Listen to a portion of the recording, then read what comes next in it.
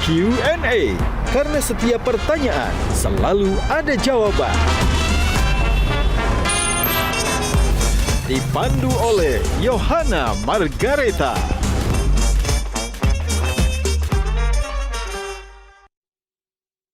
Dipersembahkan oleh Iming-iming terbesar apa yang tapi Bapak tolak?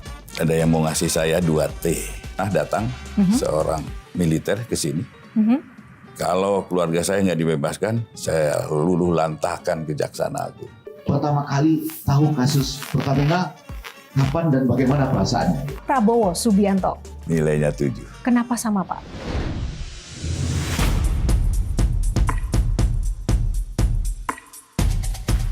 Gajah Duduk dipilih karena keunggulan dalam berinovasi, sehingga melekat di hati masyarakat secara turun-temurun. Perkembangan sarung sedemikian pesatnya, hingga sekarang tidak hanya digunakan pria sebagai outfitnya, tapi juga wanita di segala suasana. Sarung Gajah Duduk menawarkan kenyamanan yang sesungguhnya. Gajah Duduk hadir di setiap momen terbaik Anda. Sesuai dengan tagline kita, sarung Gajah Duduk adalah legenda Nusantara. Sarung adalah budaya kita, sarung adalah Indonesia.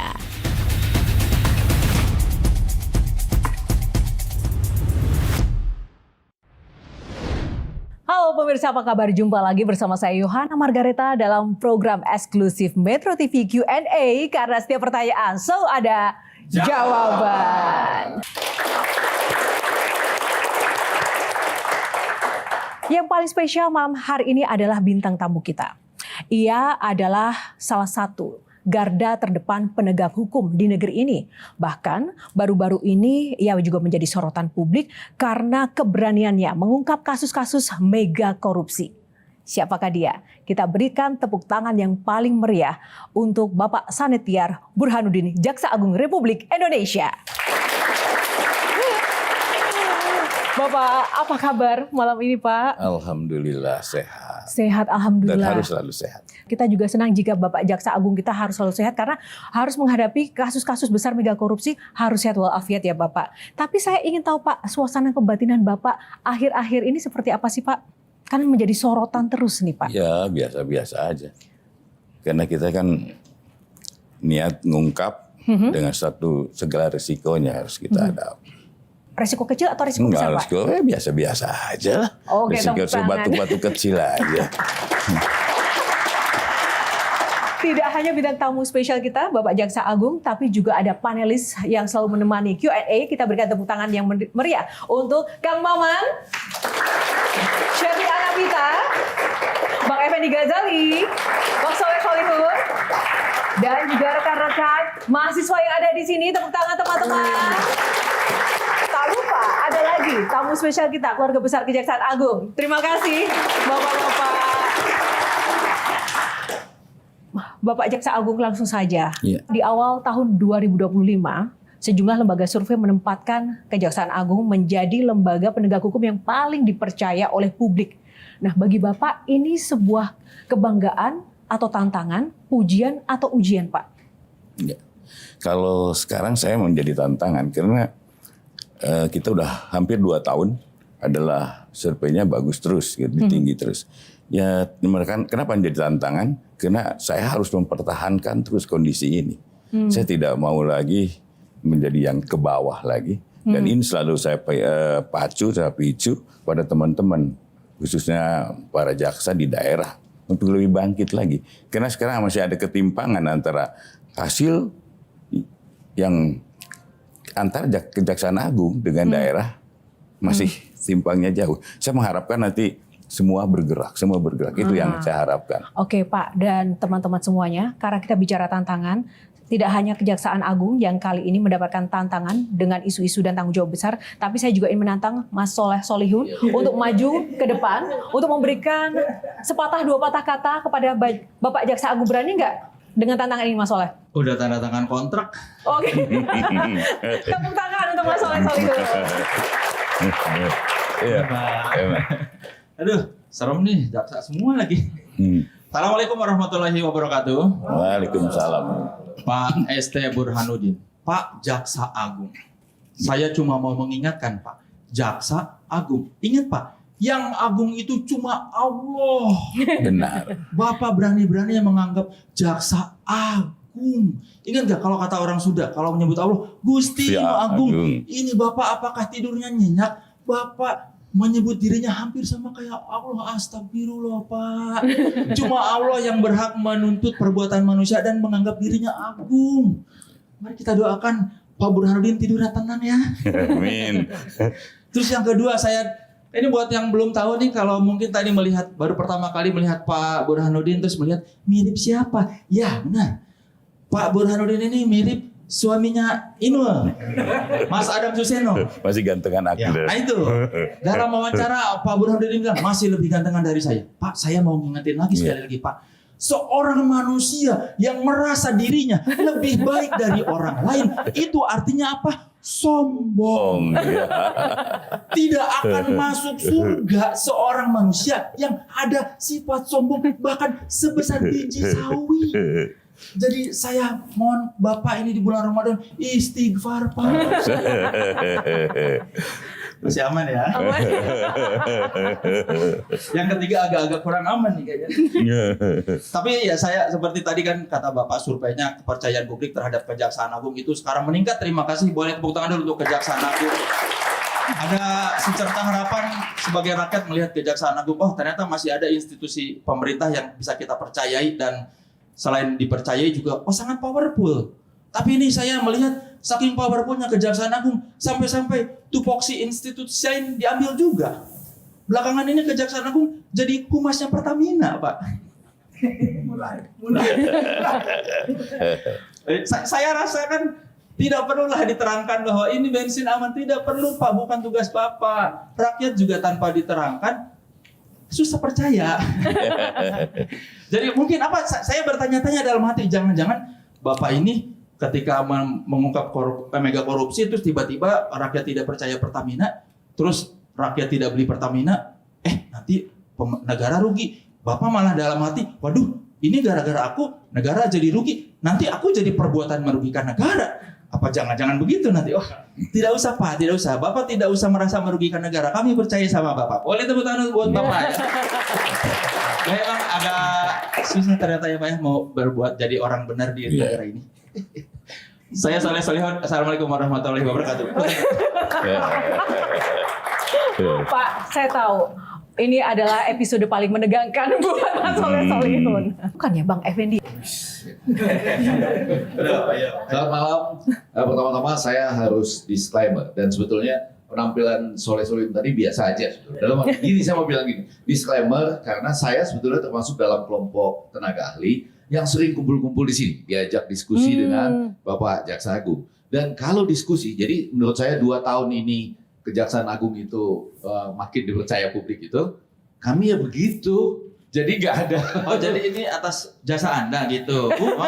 Bukan maksudnya seperti tadi itu. Jadi biasa betul kita lepaskan. Kenapa begini Pak? Kenapa begitu Pak? Gitu. Iya kan Anda di hire sama Kejaksaan, saya kan di hire sama Metro TV. Tetap aja deg-degan. Enggak, tapi saya rasa semua yang nonton malam ini ingin tahu hal-hal yang paling terkini lah gitu ya. Nah, saya mungkin nanya pakai yang paling sederhana dulu aja. Pak Jaksa Agung kami, itu pertama kali tahu kasus Pertamina kapan dan bagaimana perasaannya? Sebelum saya ke Kang Soleh dulu. Kang, ini agak serius sedikit. Kami bukan humas, bukan mau jadi humas Pertamina. Tapi ada suatu kesalahan penyampaian di media, ya, yang menyebabkan masyarakat tidak percaya lagi dengan Pertamax ini.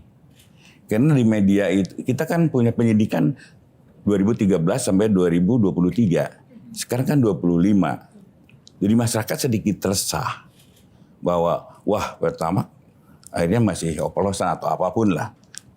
Itu yang saya luruskan. Gitu. Kemudian untuk beliau ini sebenarnya begitu saya masuk ke Kejaksaan kembali, saya selalu teringat Petral. Ini. Dan kebetulan aja di awal tahun ada kesempatan, ada informasi masuk ya saya terima, saya kembangkan. Sebenarnya sudah di awal tahun, karena udah 4 bulan yang lalu. Kami menyelidiki ini udah 4 bulan yang lalu. Mungkin kami kemudian sampaikan ke masyarakat setelah kita tahap ke penyidikan. Dalam penyidikan kami close, kami tutup, tidak ada yang tahu. Setelah ke penyidikan, kami buka. Itu awal-awalnya. Tapi Bapak memang sudah dari awal itu ya mendengar. Karena ini judulnya kan Sound of Justice. Sound of Petralnya sudah lama ya Sound Pak? of Petral. Sudah lama. Gitu ya. Tapi kenapa baru sekarang Pak? Baru ada data, informasi yang masuk pada kita. Itu. Dan datanya Bukan juga ada yang pasti kami banyak support untuk coba mengungkap ini. Karena jujur aja, ini adalah kasus yang cukup pelik, cukup besar. Tapi kami memang belum bisa menjangkau ke petralnya, tapi adalah yang sekarang aja dulu. yang kita tahu itu cukup pelik itu antara lain karena Pak Ahok kan terakhir yang dipanggil gitu. Iya. Dia bilang bahwa saya tahu kakinya, tapi Kejaksaan Agung udah tahu sampai kepalanya. Karena kami udah 4 bulan untuk Tapi Pak, banyak juga lembaga penegak hukum yang sudah mengetahui dan mengantongi banyak sekali bukti dan juga data, tapi tidak berani, bahkan tidak seberani Kejaksaan Agung. Apakah memang butuh restu pihak-pihak atau kekuasaan tertentu baru boleh atau mungkin berani untuk bergerak, Pak? Tidak. Dan selama ini kami juga tetap kami independen dalam penegakan. Dan tidak pernah ada yang campur tangan. Ini harus begini, nggak ada. Sampai saat ini. Dan kita satu nawa itu yang baik aja. Bahwa kami dengan Jampisus, dengan beserta jajaran kami selalu kompak. Dan kami selalu bersama-sama untuk menentukan, ayo kita memulai pembukaan ini. Oke, tepuk tangan semangat dulu buat Pak Jaksa Agung. Satu lagi, Shirley. Pak Jaksa Agung, izin Pak, tadi saat masuk pertama kali yang langsung menyedot perhatian Sarli itu adalah kumisnya Bapak, Pak. Nah, jadi faktor kumis ini Pak, di belahan dunia manapun ternyata digambarkan sebagai keberanian dan nyali. Apalagi ketika yang memiliki itu adalah seorang pemimpin atau alpha man.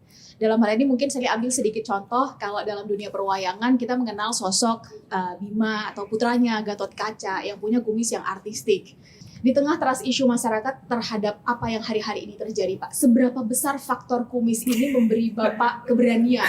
Baik, gini Mbak, saya sih kebetulan aja punya kumis. Karena di keluarga saya cuma saya yang ada kumisnya. Kemudian kalau saya tidak berkumis, itu wajah saya aneh gitu. Dan kemudian kenapa saya pertahankan ini? Ya cuma identitas saja. Tapi secara psikologi menambah rasa lebih berwibawa atau lebih bukan berani. berwibawa. Rasanya bukan berwibawa ya, tapi saya merasa bahwa saya lengkap gitu. Oke, tepuk tangan untuk Pak Jaksa Agung. Paling besar tekanan yang pernah Bapak alami apa Pak? Ini di belakangnya bintang 3, ya suruh datanglah ke sini.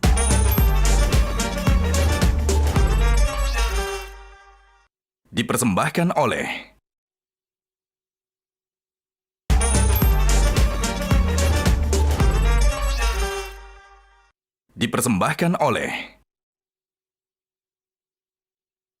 Kembali di Q&A masih bersama Bapak Sanitiar Burhanuddin, Jaksa Agung Republik Indonesia yang menjadi bintang tamu Q&A pada malam hari ini. Saatnya kita ke Kang Maman. Silakan Kang Maman.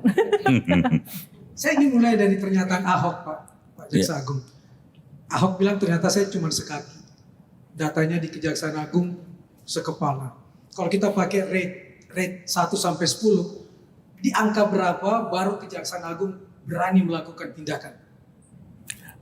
Bukti-bukti sudah kita temukan, karena kita yang benar bukti awal begitu. Ya.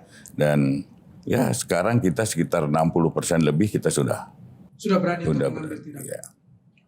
Di 60% lebih. Iya. Karena memang kita perlu hati-hati, karena saya tahu ya perkara ini pelik dan pasti ada intrik-intrik tertentu. Dan begitu memulai, bapak-bapak pasti tahu saya di framing kayak apa.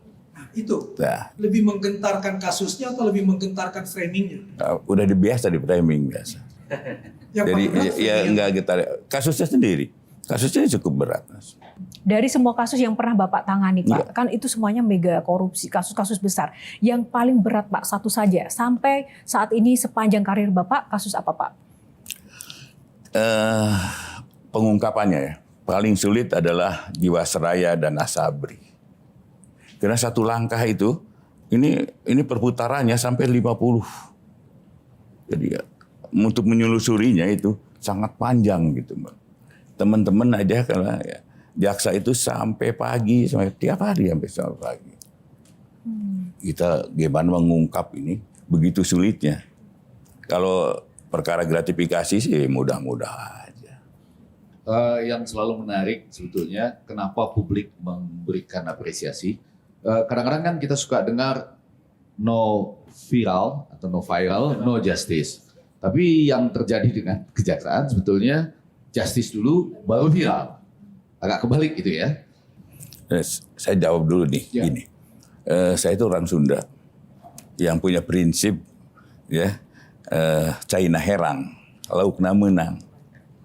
Jadi kami tidak mau ribut dulu, tapi yang terjadi ini loh, saya punya hasilnya ini. Itu prinsip itu saya bawa Kang Maman, Kang Soleh. Kenapa? Sangat bagus lah untuk penindakan.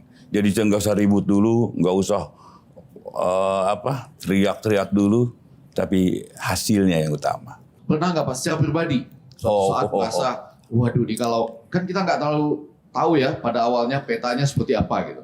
Putarannya bisa 50 kali gitu. Ya. Suatu saat kemudian karena jejaring tertentu, wah saya harus menanggung akibatnya gitu. Jadi terbentur cadas begitu. Iya Pak. Alhamdulillah enggak. Ya. Kalau godaan bukan godaan, tekanan sih selalu ada dan pasti ada. Di dalam penegakan hukum nggak ada ya. Paling besar Bohong lah tekanan. kalau tidak ada tekanan. Paling besar tekanan yang pernah Bapak alami apa, Pak? Satu saja, Pak. Dalam kasus perkara atau apa nih? Dalam sepanjang karir dalam perkara menangani tekanan kasus. kalau itu disuruh hentikan. Itu adalah. Berarti ketika disuruh Tapi menghentikan tidak kasus, sebenarnya saya lakukan. ada ancaman dong, Pak. Ancamannya pernah diancam seperti apa, Pak? Pernah datang seorang militer ke sini. Katanya dia, kalau keluarga saya nggak dibebaskan, saya luluh lantahkan Kejaksaan Agung. Saya bilang silahkan aja. Ini gedung punya rakyat, punya negara. Kalau memang silahkan aja. Kemudian ada dalam penanganan perkara sawit pernah ada juga. Yang sawit yang lama ya. Ini di belakangnya bintang 3. Ya suruh datang dah ke sini. Saya mau ketemu orangnya. Tapi kan tetap sebagai manusia pasti ada rasa takut, pasti ada. Bohong kalau nggak ada rasa takut. Saya sebagai manusia pasti ada.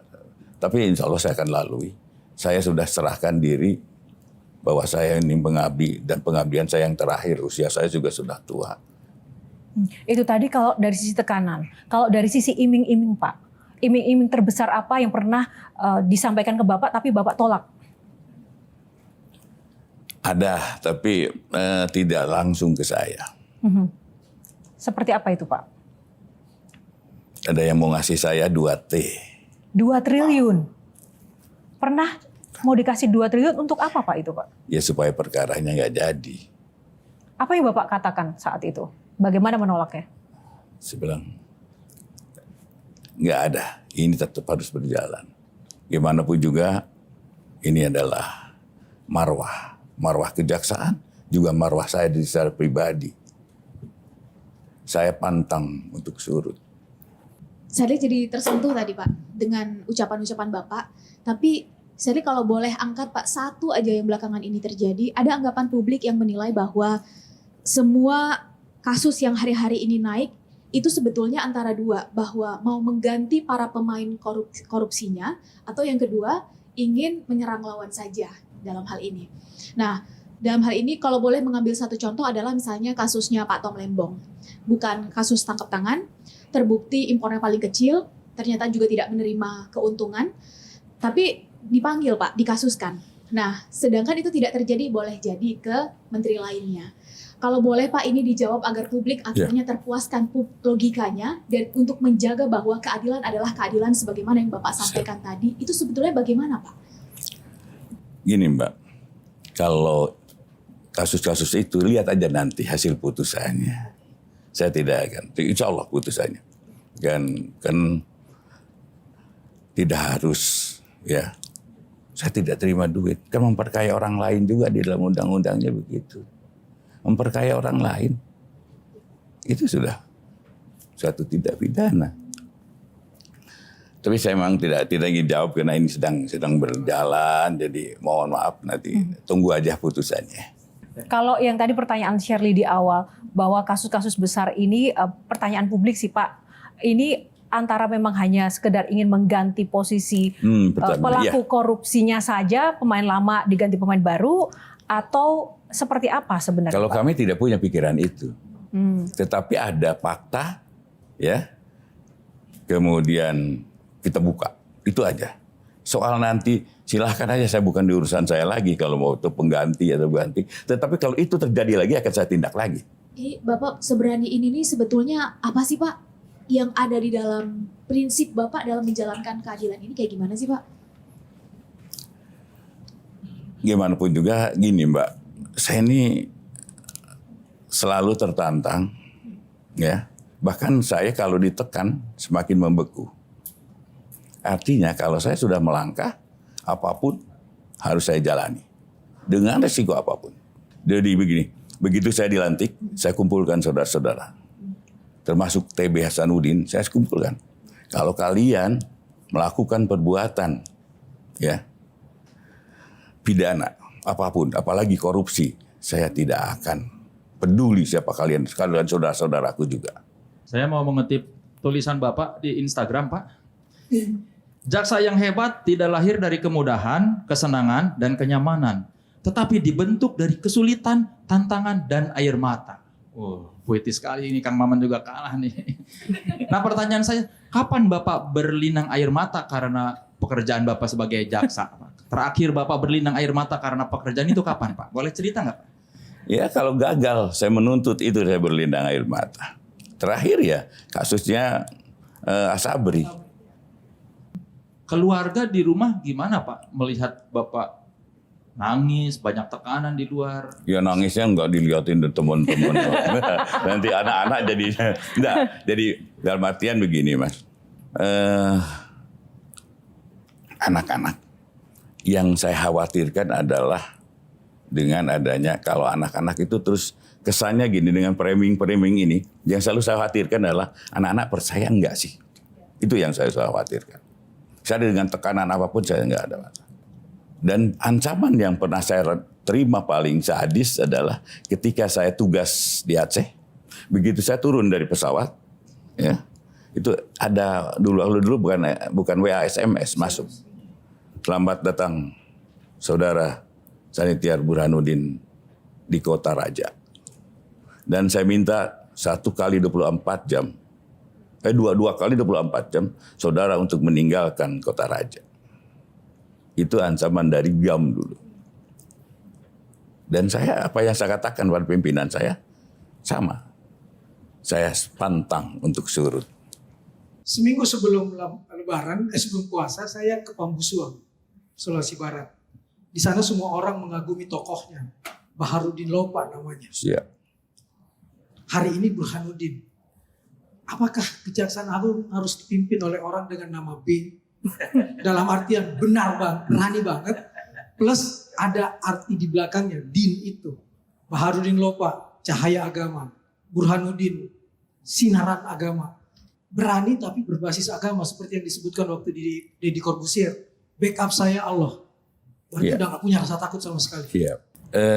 Kang Man, saya tuh lahir di kota kecil yang agamis. Mungkin kalau saya tuh lahir di Talaga, Kabupaten Majalengka. Majalengka ke rumah saya itu ke Talaga itu 28 kilo. Saya hidup dari lingkungan yang agamis dan selalu sesuatu orang tua selalu yang baik lakukan, yang tidak kau lepaskan. Dan selalu itu. Dan apa yang menjadi pilihan saya, ingin apa yang saya baik, yang anggap saya baik. Saya tidak menganggap orang lain saya itu, oh benar saya itu jadi tokoh, enggak juga Mas. Saya hanya ingin menjadi orang baik dan berguna bagi orang lain. Baik, tepuk tangan untuk Pak Burhanuddin. Tahan dulu teman-teman panelis, kita masih akan lanjutkan, namun kita harus jeda dulu. Sesaat lagi Q&A masih akan kembali. Tetaplah bersama kami karena setiap pertanyaan selalu ada jawaban. Ada juga kan jaksa-jaksa yang terkena kasus. Dan kalau terjadi, tindakannya seperti apa? Apakah memang masih ada harapan korupsi ini dikurangi, diminimalisir, Pak?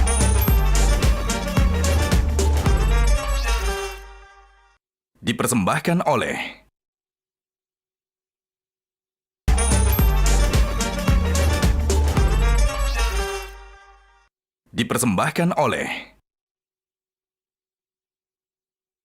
Ya, kembali di Q&A masih bersama Bapak Jaksa Agung Republik Indonesia, Pak ST Burhanuddin.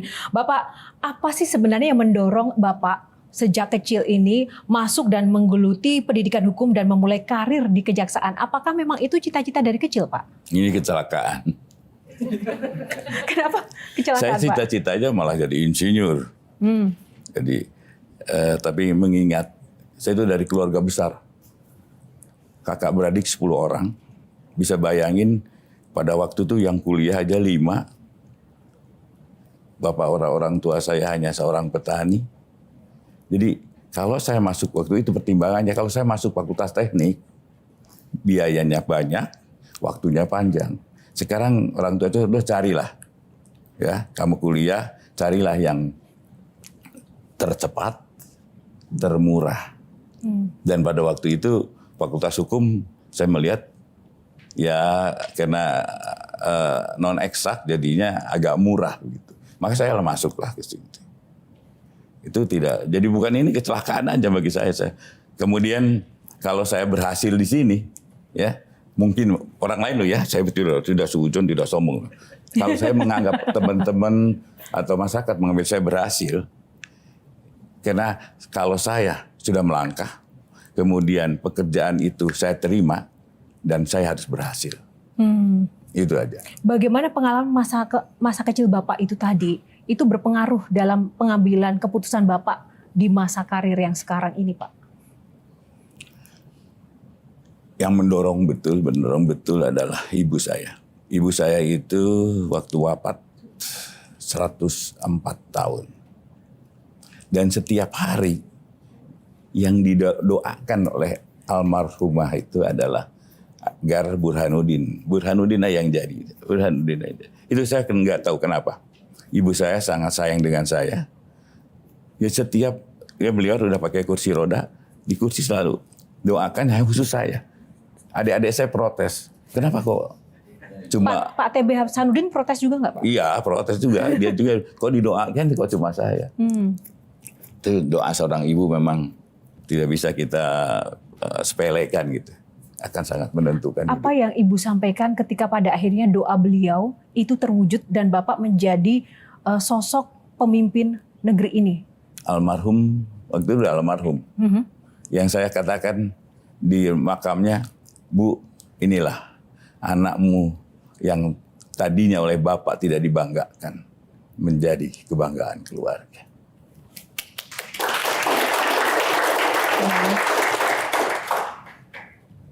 Karena ini Ramadan, saya justru ingin tahu yang sederhana tentang Ibu.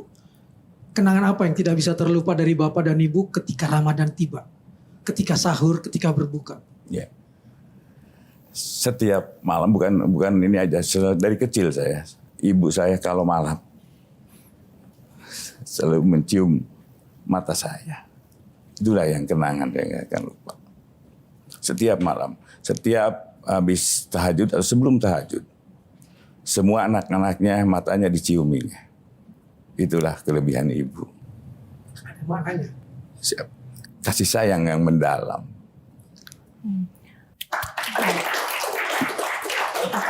Ya, bicara soal kecelakaan tadi. Jadi sebetulnya semula Pak Jaksa Agung ini hampir sama kayak Sidul ya.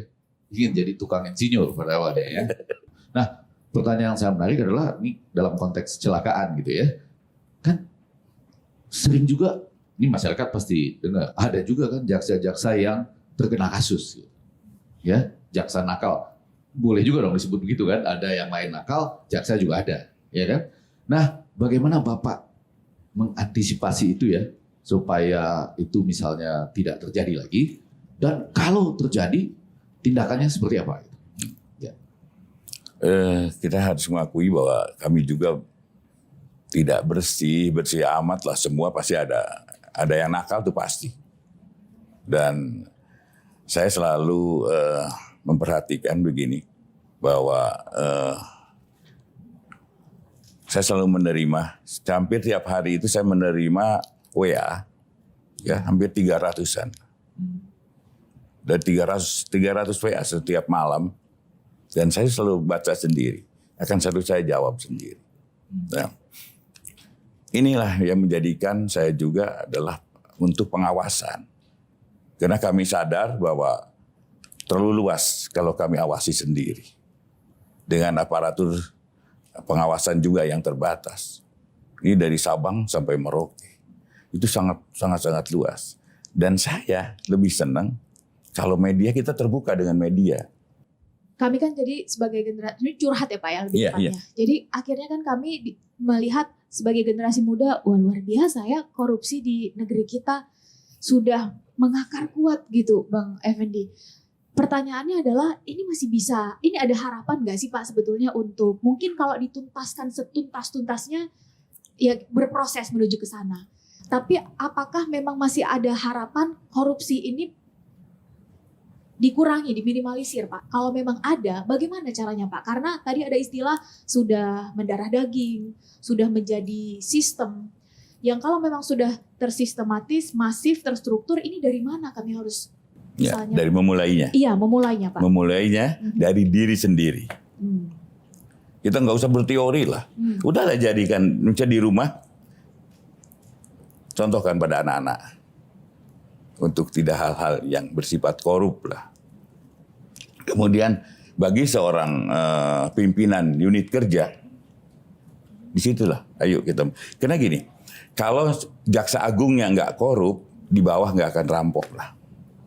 Tapi kalau di atas misalnya menterinya korup, di bawah itu jadi rampok anak-anaknya.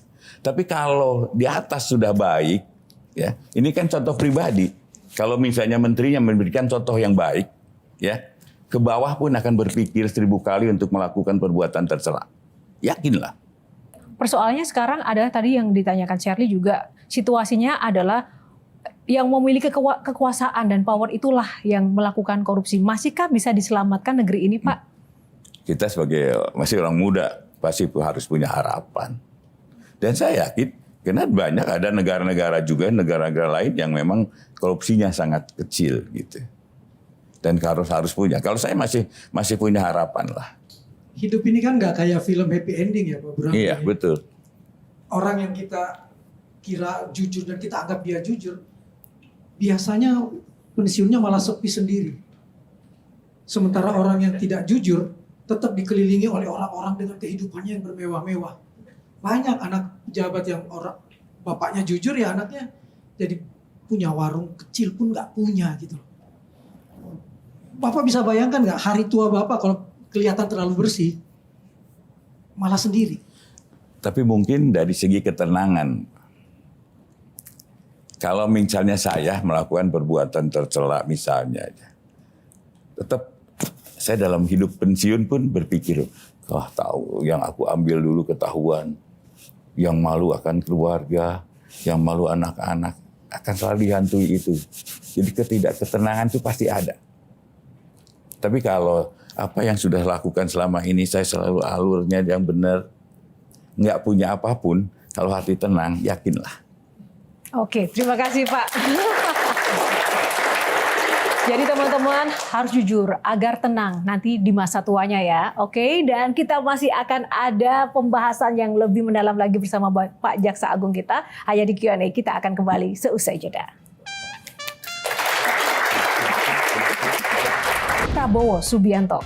Nilainya 7. Ibu Megawati. Mungkin 6 lah. Menuntut dengan hukuman mati. Soal efek jerahnya saya kok tidak yakin.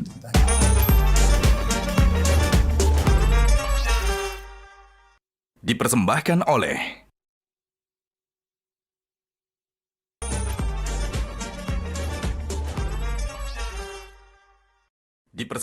oleh Ya, kembali di Q&A karena setiap pertanyaan masih ada jawaban-jawaban seru dari Bapak Jaksa Agung Republik Indonesia, Bapak ST Burhanuddin yang masih ada di sini. Namun sebelum kita kembalikan pada panelis dan kita mau berbincang lagi dengan Bapak, kami ada sedikit pertanyaan-pertanyaan yang mungkin harus Bapak jawab. Yang pertama kami akan tampilkan nanti Pak, 3 foto tokoh. Nah di situ dari 1 sampai 10 Bapak cintanya seberapa besar. Ini adalah Love Matter, jadi Love Matter Games. Ada 3 foto tokoh. Kita akan tampilkan yang pertama ya Pak, dari 1 sampai 10 Bapak kasih nilai berapa. Yang pertama kita tampilkan foto sosok ini, yaitu Pak Jokowi. 1 sampai 10. Seberapa cinta Pak Burhanuddin? 7. 7. Ada alasan nggak Pak memberikan nilai 7? Pak Jokowi adalah orang yang pertama mempercayai saya untuk duduk saya sebagai jaksa agung. Itu ya. Ya. Jadi 7.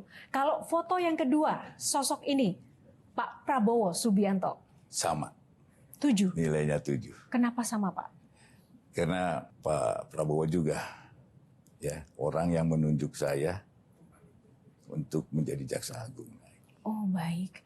Yang ketiga, sosok ini, Ibu Megawati. Sosok ibu ya bagi saya mungkin 6 lah. 6. Iya. Kenapa 6? Di bawah Pak Karena Jokowi dan Pak Prabowo. saya tidak begitu mengenal secara pribadi, itu yang akan menjadikan nilainya berkurang. Secara pribadi saya tidak terlalu dekat. Gitu. Tapi kalau yang 2 ini kan saya dekat, saya tidak akan melihat dari sisi apa. Tetapi saya dari kedekatan dan kepercayaan kepada saya. Saya tadi tertarik dengan Love Matter menaruh Ibu Mega di angka 6. Itu sekaligus ingin menjawab bahwa Bapak tidak dipengaruhi oleh partai tertentu karena saudara Bapak ada di sana dalam mengambil keputusan ini. Ya. Tidak ada. Jadi gini, saya pada waktu saya ditempatkan ya menjadi jaksa agung, saya tanya ke Pak Jokowi pada waktu itu, Pak, saya dari mana saya ditempatkan? Kalau saya dari partai, saya akan mundur, Pak. Itu dinyatakan. Iya. Kenapa? Saya akan mataharinya 2. Saya ingin matahari saya 1.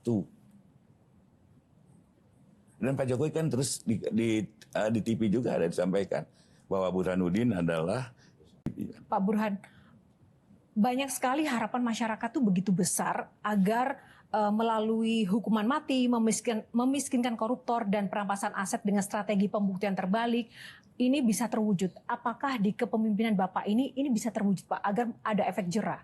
Ya kalau masih kalau undang-undangnya masih memberlakukan bahwa kita hukuman mati, ya kita akan maksimal, tapi dengan satu syarat-syarat tertentu kan. Di dalam undang-undang juga begitu. Dengan syarat-syarat tertentu kita bisa menuntut dengan hukuman mati.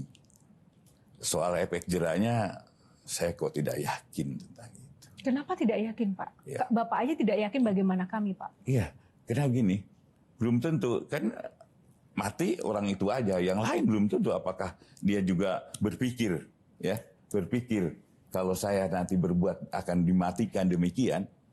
Nah, bagaimana menjawab stigma masyarakat yang masih ada saat ini, Pak, bahwa penegak hukum kadang itu dijadikan alat kekuasaan dari rezim ke rezim? Setuju Ya nggak sih dengan ada itu? aja, karena memang ada sejarahnya. Mungkin yang sebelum saya, sebelum saya, cuma masyarakat lah yang bisa menilai. Saya tidak bisa menilai diri sendiri, walaupun saya tahu mungkin dan saya merasakannya, tapi saya enggak. Baik, tepuk tangan untuk Pak Jaksa Agung.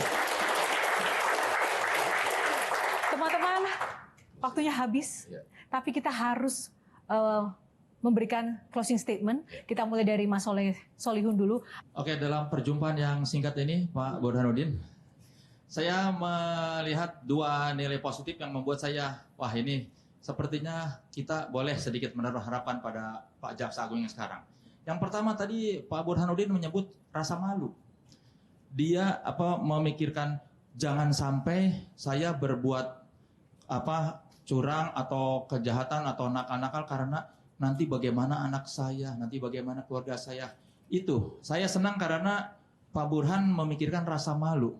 Terus yang kedua, tadi ketika ditanya Pak Jokowi, Pak Prabowo ngasih nilai yang biasa saja, 7 gitu. Itu sebuah saya melihat bahwa Pak Burhan ini punya integritas. Kayaknya kita bisa percaya bahwa Pak Burhan ini tidak bisa dipengaruhi. Jadi saya apresiasi itu Pak Burhanuddin.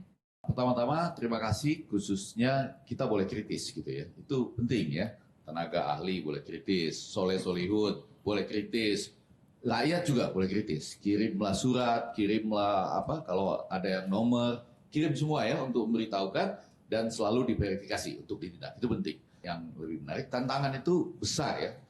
1.000 triliun kalau rakyat punya asumsi ini 5 tahun kali 197 gitu ya. Pertanyaan yang agak menarik adalah sekarang yang lagi diselidik-selidiki ada yang lebih besar dari itu, Pak? Masih di dalam. Oh, masih di dalam. Ya, gitu ya. Kami bersama Bapak. Kalau ada lagi yang lebih besar dari itu nih. Terima kasih. Baik. Jadi dari jawaban dan pembawaan Pak Burhan menunjukkan bahwa beliau memang adalah seorang yang lahir dan besar di Jawa Barat, Pak. Nggak neko-neko, humanis, agamis, sehingga sangat wajar kalau tahun 2024 saat mencatat Bapak mendapat penganugerahan Detik Award sebagai penegak hukum yang humanis. Kita boleh kasih tepuk tangan dulu nggak teman-teman? Karena maka harapan saya adalah semoga lebih banyak lagi pemimpin di negeri ini, bahkan elit di negeri ini yang seperti Bapak dalam memegang prinsip. Karena boleh jadi banyaknya mungkin kejelekan, mungkin kasus korupsi atau hal-hal buruk lainnya yang hari ini mulai naik ke permukaan, Pak. Bukan karena orang baiknya tidak ada, tapi malu-malu menunjukkan itu ketika dalam menjalankan tugasnya. Sehingga di akhir, selamat bertugas, Pak. Kami semua mendoakan semoga Bapak konsisten terus dengan nilai-nilai yang hari ini Bapak pegang. Dan semoga lebih banyak lagi generasi muda yang mengikuti jalan Bapak. Amin. Kang Maman, silakan. Basisnya satu tadi, begitu Bapak menyebut anak sudah membaca, saya langsung teringat satu kalimat. Burhanuddin bagi menjalankan apa yang diungkapkan Rumi. Janganlah gunakan pedang kayu dalam perang. Pergilah cari yang dari baja, kemudian majulah dengan gembira. Berani, tegas, tanpa rasa takut, malah melakukannya dengan gembira karena merasa punya pelindung yang maha kuat sekaligus maha kasih. Backup saya Allah. Saking tak terlihatnya rasa takut itu, aku melihat kembali pernyataan Rumi yang mewujud. Kamu dilahirkan memiliki sayap. Mengapa lebih memilih hidup merangkak? Ya, pemegang pedang keadilan tidak boleh merangkak, apalagi di bawah kangkangan pemegang kuasa. Ia harus tegak, dengan mata tertutup agar tak membedakan siapapun, dengan pedang di kanan, dan neraca yang adil di tangan kiri, di atas tulisan, Trikrama Adiaksa, Satya Adi Ucaksana. Kesetiaan yang bersumber pada rasa jujur terhadap Tuhan, diri pribadi, keluarga, dan sesama manusia. Persis seperti patung yang berdiri tegak di depan gedung ini. Itulah pesan yang dititipkan bangsa ini untuk orang-orang yang berada di tempat ini yang mendapat sebutan agung.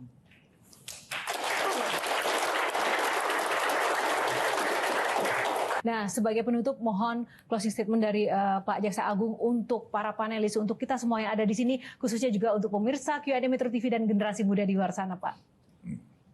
Yang pasti saya mohon dukungannya, supportnya, dan tentunya saya akan buktikan bahwa ke depan negara ini akan lebih baik lagi. Dan saya mengharapkan untuk generasi muda, ayo kita sama-sama harus yakin bahwa suatu saat apa yang diharapkan oleh rakyat bisa tercapai. Amin.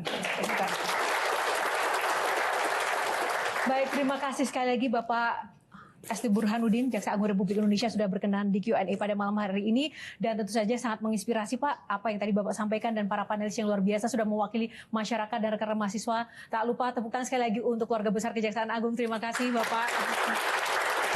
Dan pemirsa kami masih pasti akan hadir dengan episode-episode lainnya untuk mengangkat kisah-kisah tokoh yang luar biasa. Dan tak lupa kami juga ucapkan terima kasih kepada Sarung Gajah Duduk yang sudah menyediakan kostum yang saya kenakan pada malam hari ini. Sarung Gajah Duduk legenda Nusantara yang ada tulisan Arabnya. Dan sekian dulu, saya Yohana Margareta undur diri. Sampai jumpa lagi di Q&A selanjutnya. Selamat malam semuanya. Sampai jumpa. Metro TV.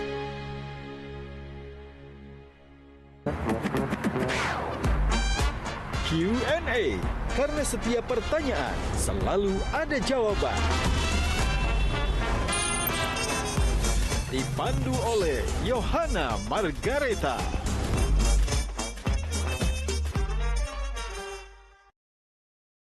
Dipersembahkan oleh Jelajahi cara baru mendapatkan informasi. Download Metro TV Extend sekarang.